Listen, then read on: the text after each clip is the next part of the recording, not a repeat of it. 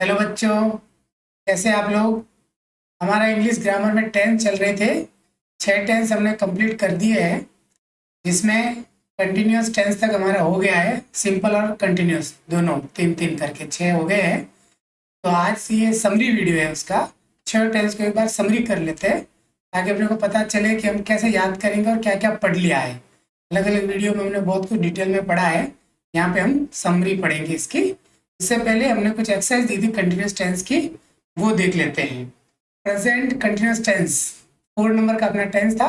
Present continuous tense, इसका जो formula था, subject plus helping verb plus verb की फर्स्ट फॉर्म के साथ ING plus object.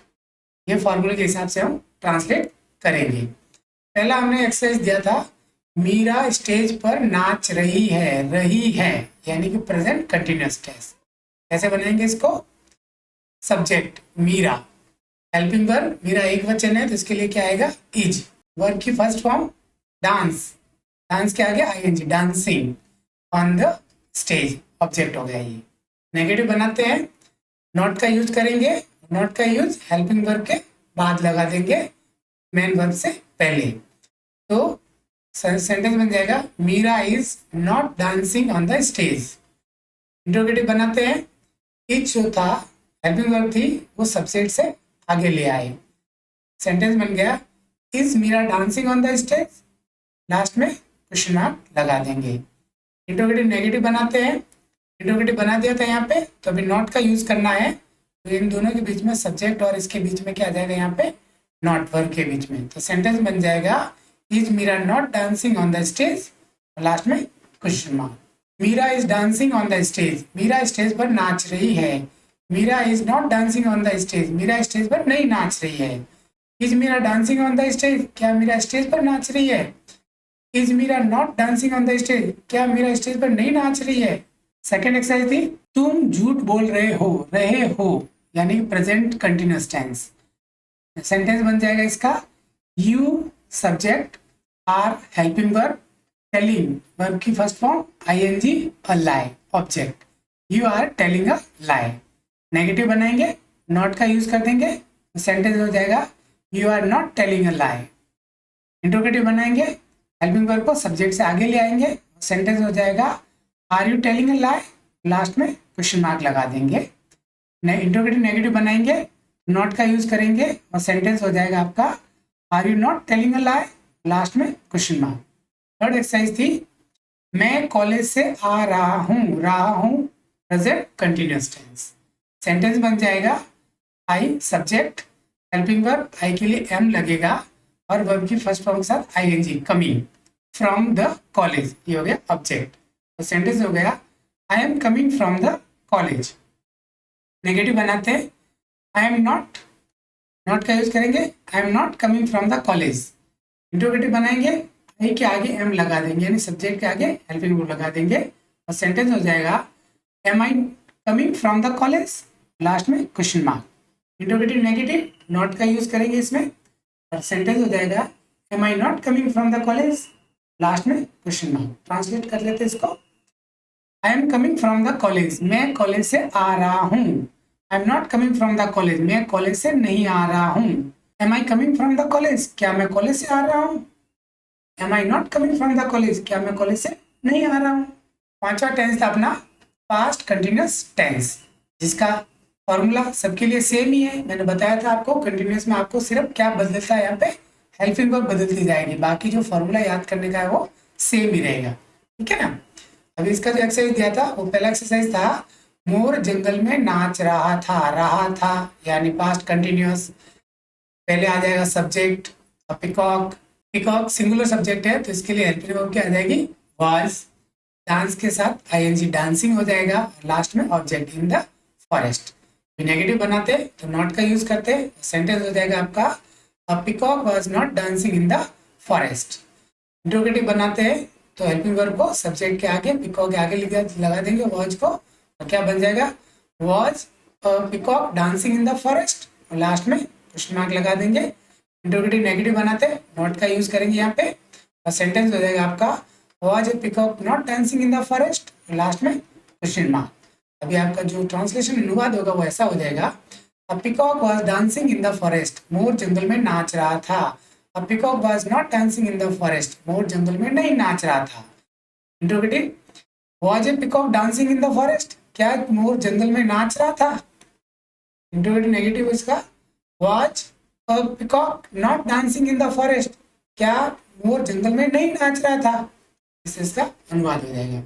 Second exercise थी, हम एक दूसरे से झगड़ रहे थे यानी कि पास्ट कंटिन्यूअस।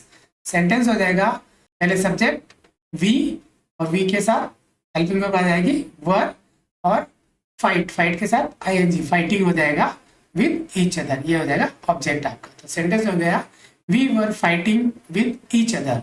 नेगेटिव बनाएंगे, नॉट का यूज करेंगे, तो सेंटेंस हो जाएगा, we were not fighting with each other. Interrogative बनाएंगे, हेल्पिंग वर्ब को सब्जेक्ट के आगे ले आएंगे, were we fighting with each other, और लास्ट में क्वेश्चन मार्क लगा देंगे। इंट्रोगेटिव नेगेटिव बनाएंगे, नॉट का यूज करेंगे, तो सेंटेंस हो जाएगा, were we not fighting with each other, last में क्वेश्चन मार्क। ट्रांसलेशन कर देते, we were fighting with each other, हम एक दूसरे से झगड़ रहे थे। We were not fighting with each other, हम एक दूसरे से नहीं झगड़ रहे थे। Were we fighting with each other, क्या हम एक दूसरे से झगड़ रहे थे। Were we not fighting with each other, क्या हम एक दूसरे से नहीं झगड़ रहे थे। नेक्स्ट 6 नंबर का टेंस था अपना फ्यूचर कंटिन्यूअस टेंस, और ये इसका फॉर्मूला। पहला एक्सरसाइज था, मैं कल फिल्म देख रहा होऊंगा मतलब फ्यूचर कंटिन्यूअस टेंस। वह सब्जेक्ट हेल्पिंग और वर्ब आ गया, उसके बाद बचा हुआ सारा सेंटेंस आप किस में लेंगे, ऑब्जेक्ट में।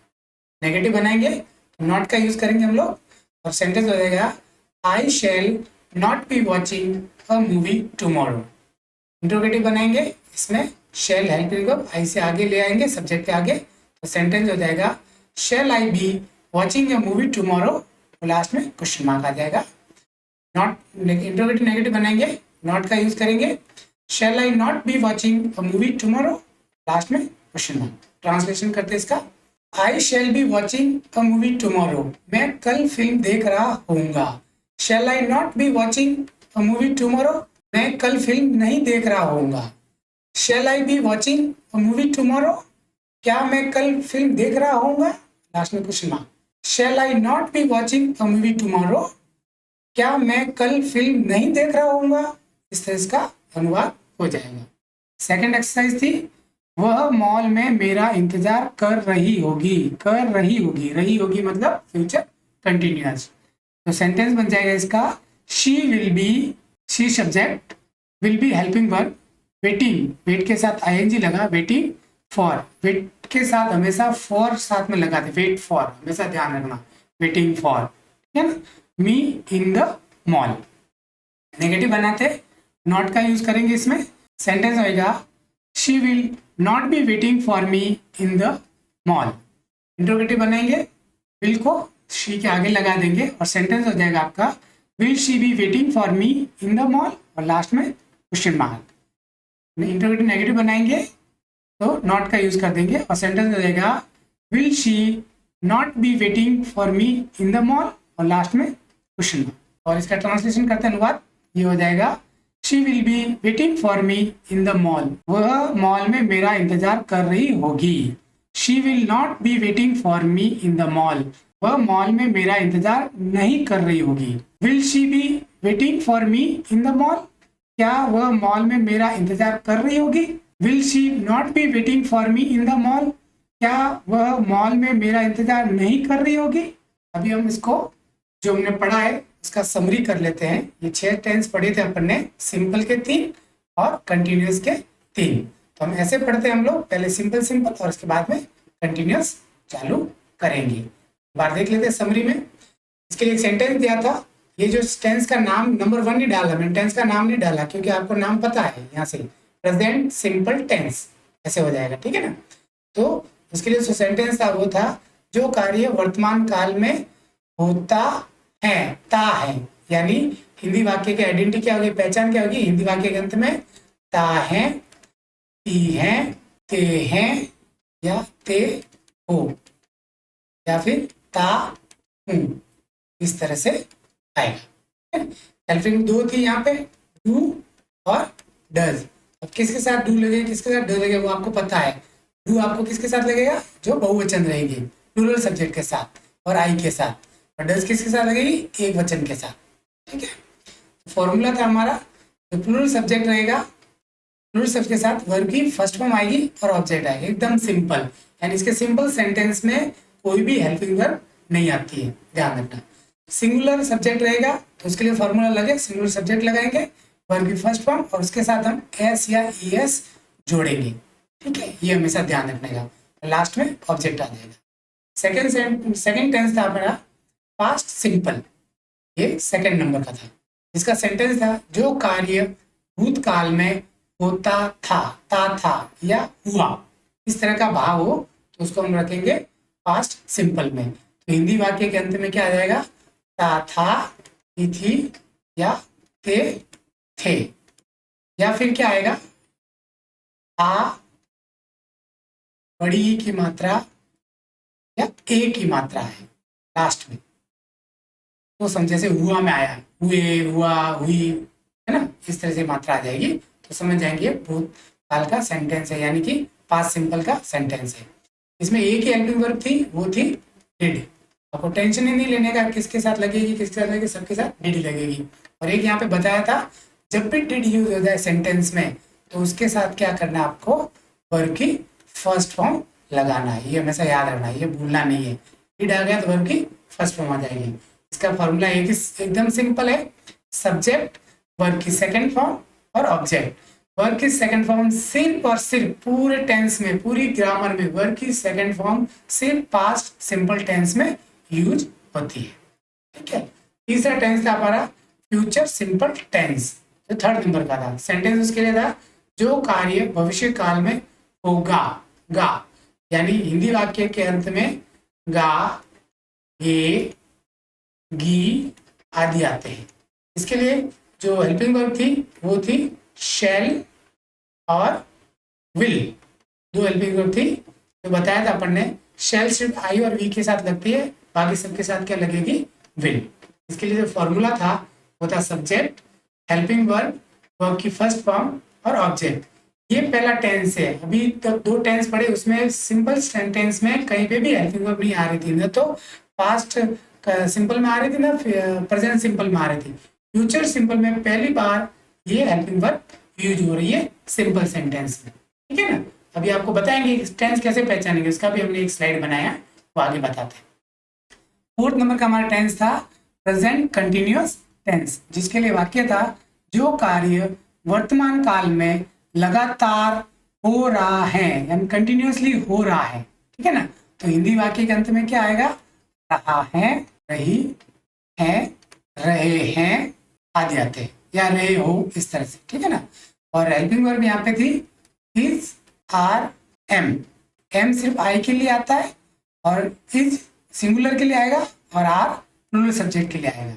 इसलिए फॉर्मूला यही है, सब कंटिन्यूअसली एक के लिए फॉर्मूला है subject, helping verb plus verb की फर्स्ट फॉर्म प्लस आईएनजी और प्लस ऑब्जेक्ट, ये सब के लिए सेम ही है। ठीक है ना, सिर्फ चेंज क्या करना आपको, यहाँ पे हेल्पिंग वर्ब में चेंज करना है। पांचवा टेंस था पास्ट कंटिन्यूअस टेंस, इसके लिए सेंटेंस था जो कार्य भूतकाल में लगातार हो रहा था, यानी रहा था, रही थी, रहे थे आदि आते हैं। हेल्पिंग वर्ब वॉज और वन, वॉज एक वचन सब्जेक्ट के लिए प्लस आई के लिए आएगी और वर प्लूरल सब्जेक्ट के लिए यूज होता है।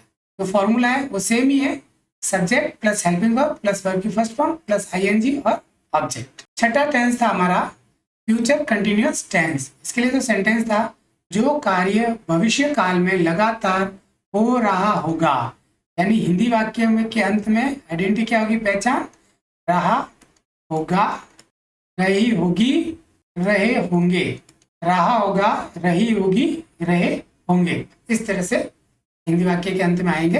हेल्पिंग वर्ब होगी शैल बी या विल बी। ठीक है, शैल बी आई और वी के साथ लगेगी, बाकी सबके साथ क्या लगेगी, विल बी।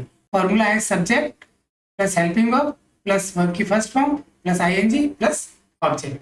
इस तरह से आपकी पूरी समरी हो गई।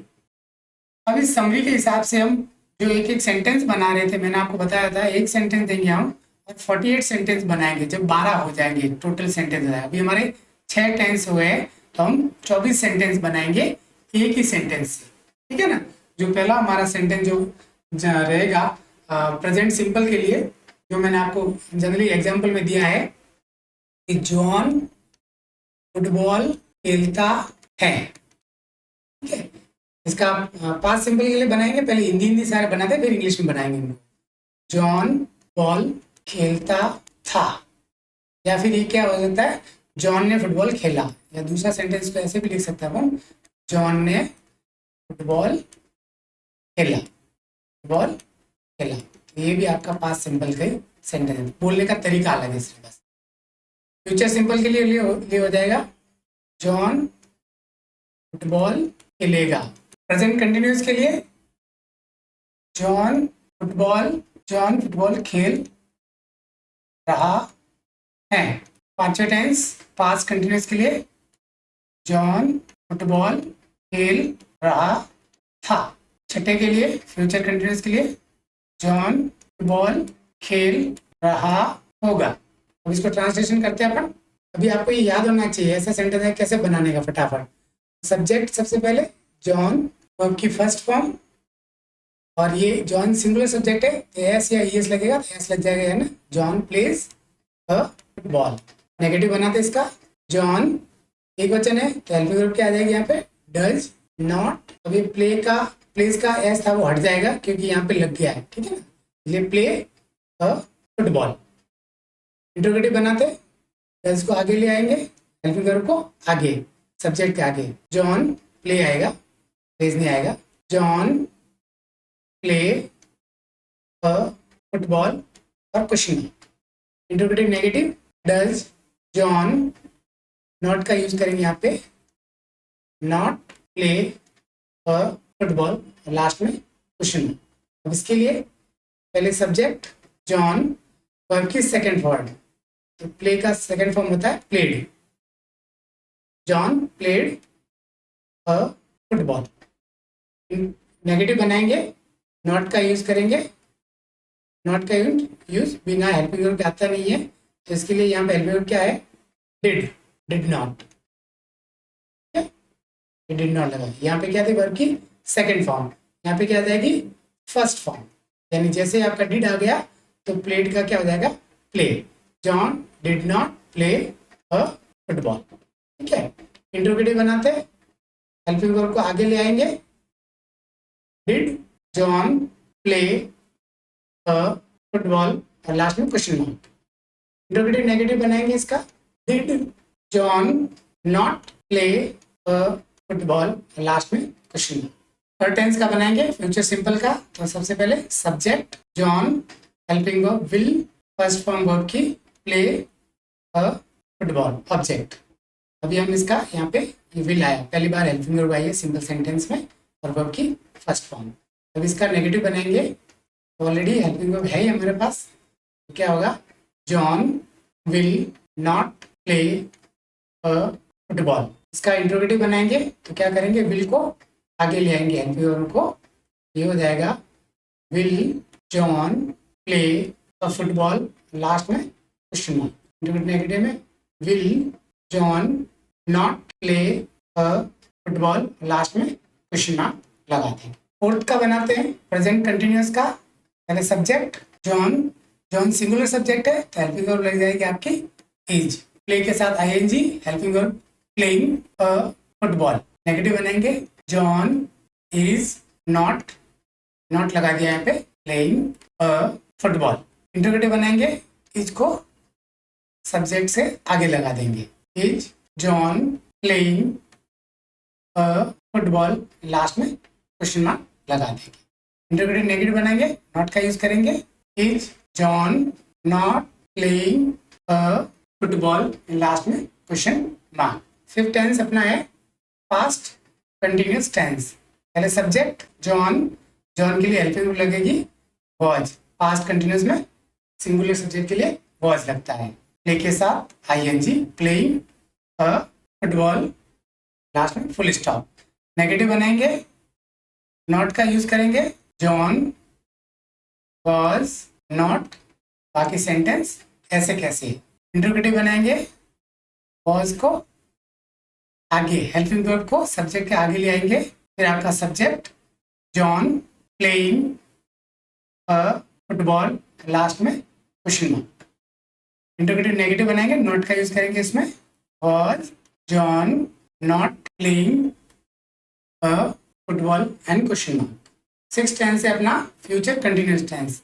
इसके लिए पहले सब्जेक्ट जॉन, हेल्पिंग वर्ब लगेगी विल, बी वर्ब की first form playing football. Negative बनेंगे इसका, नॉट का यूज करेंगे, John will not be playing football. Interrogative बनाएंगे, हेल्पिंग वर्ब को आगे, will John B playing football, last में क्वेश्चन मार्क। इंटरोगेटिव नेगेटिव बनाएंगे, नॉट का यूज करेंगे, will John not be playing football, last में क्वेश्चन मार्क। इस तरह से देखिए आप एक ही सेंटेंस से हमने कितने 24 सेंटेंस बनाए। तो जब आपको याद होगा ये सब चीज़ें माइंड में फिट हो जाएगी, तो इस तरह से हम लोग हिंदी सेंटेंस को इंग्लिश में कन्वर्ट या ट्रांसलेट अनुवाद कर सकते हैं। अभी हम देखते हैं कि इंग्लिश में कुछ लिखा रहेगा तो आप उसको कैसे पहचानेंगे। उसके लिए भी मैंने एक स्लाइड बनाया है, वो ये है, वो आपको ऐसे याद रखना है। इंग्लिश में कहीं पे भी सेंटेंस आया और उस सेंटेंस में पहले चेक करना है वर्ब को।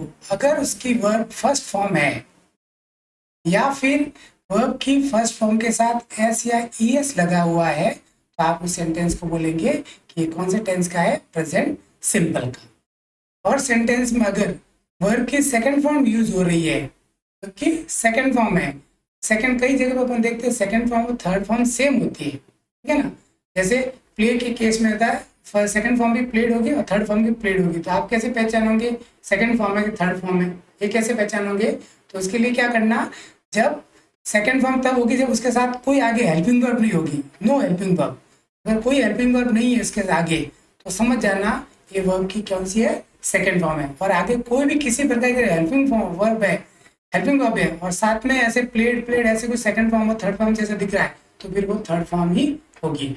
यानी वर्ब की सेकंड फॉर्म के आगे कोई भी हेल्पिंग वर्ब नहीं लगती है। जब हेल्पिंग वर्ब आती है, मालूम है आपको, इसमें डिड आता था, तो वर्ब सेकंड फॉर्म से फर्स्ट फॉर्म में कन्वर्ट हो जाती है। तो सेकंड फॉर्म के आगे कोई भी हेल्पिंग वर्ब नहीं आती, ये हमेशा ध्यान रखने का। तीसरा टेंस था फ्यूचर सिंपल, उसको कैसे पहचानेंगे, शैल और विल और साथ में वर्ब की फर्स्ट फॉर्म आ जाए तो समझ जाना आपका ये फ्यूचर सिंपल टेंस का सेंटेंस है, ताकि उसके हिसाब से आप ट्रांसलेट कर पाओगे ना उसको इंग्लिश में। अभी मैं आप सिखा रहा हूँ हिंदी को इंग्लिश में कैसे बनाते हैं, लेकिन अगर इंग्लिश में आया तो आप हिंदी में ट्रांसलेट कैसे करोगे, तो ये चीजें देख के आपको उसको ट्रांसलेट करना है कि कौन से टेंस का है, ठीक है ना। 4th नंबर का यानी फ्यूचर कंटिन्यूअस में क्या होगा, इज, आर, एम, ये हेल्पिंग वर्ब इनमें से कोई एक रहेगी, साथ में वर्ब की फर्स्ट फॉर्म के साथ आईएनजी लगा हुआ रहेगा, तो समझ जाना ये परसेंट कंटिन्यूअस है। कंटिन्यूअस का मतलब ये आईएनजी लगा हुआ है, ठीक है ना। अब प्रेजेंट का है तो इसके लिए आपको क्या लगेगा, इज, आर, एम, कोई भी दिन में से एक हेल्पिंग वर्ब रहेगी। पास्ट कंटिन्यूअस में क्या होगा, वाज या वर रहेगा, इसके साथ आपकी वर्ब की फर्स्ट फॉर्म के साथ आईएनजी लगा हुआ रहेगा, ठीक है ना। फ्यूचर कंटिन्यूअस के लिए shall be, will be plus verb की फर्स्ट फॉर्म के साथ आईएनजी लगा हुआ रहेगा, ये आपको याद रखना है, ठीक है। इस तरह से आप पहचान पाएंगे। जब आप इंग्लिश का किताब पढ़ेंगे ना, तो आपको पता लगेगा कि कोई सेंटेंस पढ़ा कि कौन से टेंस का है, तो कैसे पता चलेगा, ठीक है ना। लेकिन सिर्फ टेंस पढ़ने से काम नहीं होगा, उसके लिए आपको पैसिव भी पढ़ना पड़ेगा, पैसिव वॉइस भी पढ़ेंगे, जिससे परफेक्टली आप पता लगा सकते हो कि कौन से टेंस का सेंटेंस है। Thank you for watching, go for the next part in next video, like and share our video and subscribe our channel. Thank you very much.